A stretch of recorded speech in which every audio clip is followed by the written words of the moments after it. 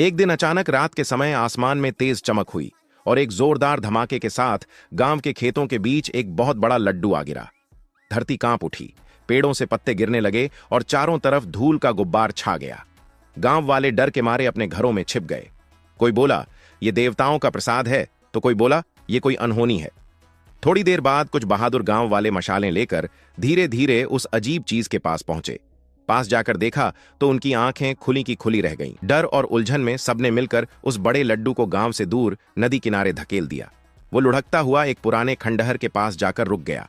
उस खंडहर में एक बूढ़ा लेकिन दयालु भालू रहता था। जब उसने इतना बड़ा लड्डू देखा तो वो हैरान रह गया। पहले उसे लगा ये कोई सोने का गोला है, लेकिन जैसे ही उसने उसे सूंघा उसके मुंह में पानी आ गया। कुछ दिनों बाद गांव में भयानक सूखा पड़ गया।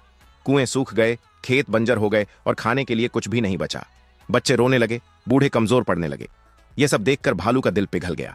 उसने जंगल के सभी जानवरों को बुलाया, हाथी, बंदर, हिरण, और सबने मिलकर उस विशाल लड्डू को लकड़ियों और बेलों से बांधकर धीरे धीरे गांव की तरफ खींचना शुरू किया।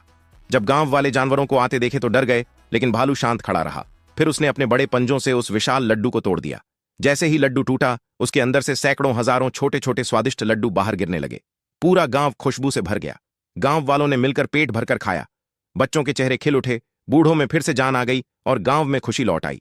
भालू चुपचाप वापस जंगल की ओर मुड़ गया। फिर भी आप लोग लाइक और सब्सक्राइब नहीं किया।